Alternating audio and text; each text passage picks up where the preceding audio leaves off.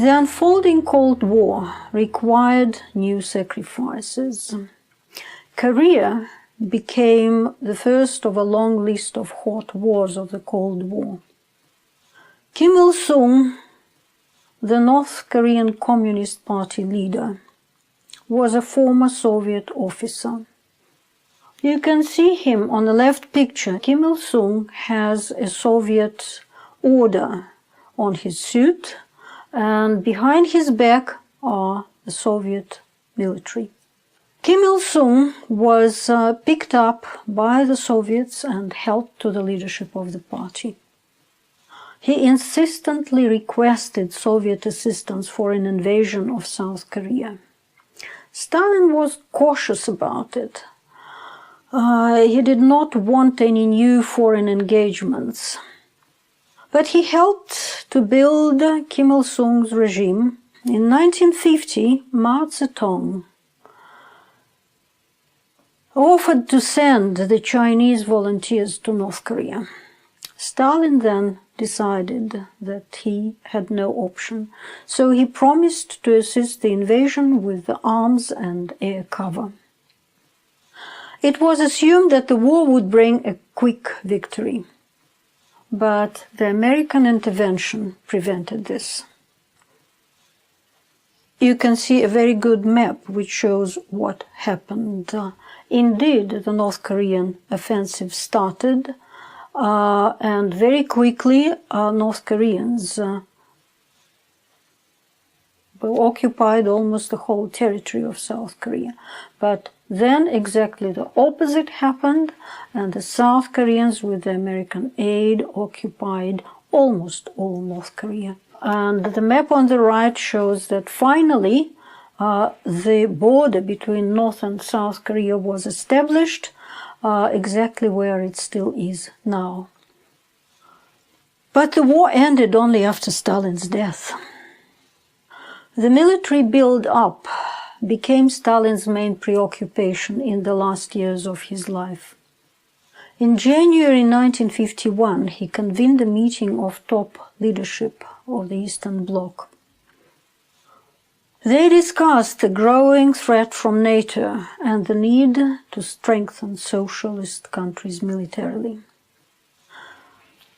Stalin demanded specific number targets. They were to be reached in 1953. Stalin was adamant that these goals should be met. This included enlarged armies and the creation of military industries. It was a move to closer cooperation within the socialist bloc.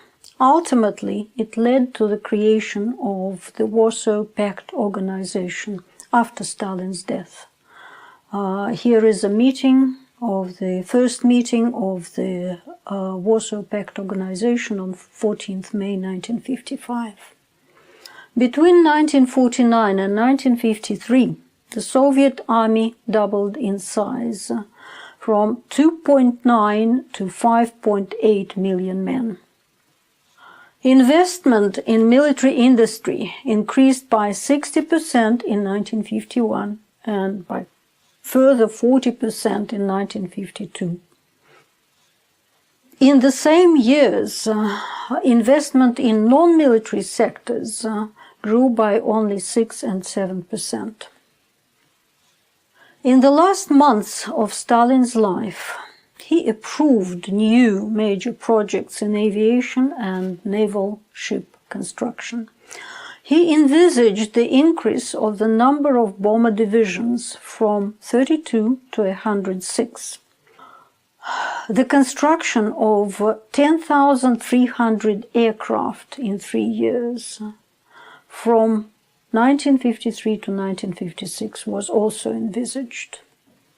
Stalin's list of other grand projects included new power plants, canals and railroads into inaccessible regions of the country.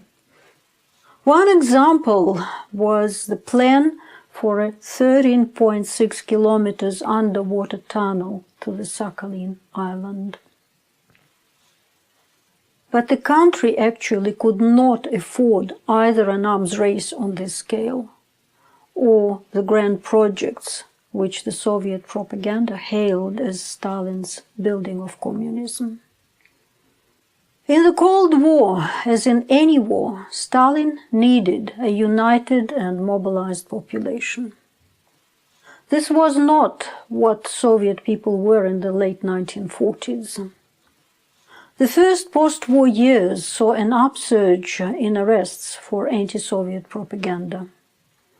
The Soviet propaganda machine worked hard to mend the ideological damage of the war.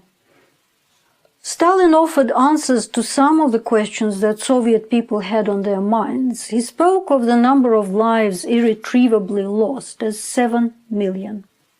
In fact, this was the General Staff estimate of the number of men who were killed in battle or died of wounds.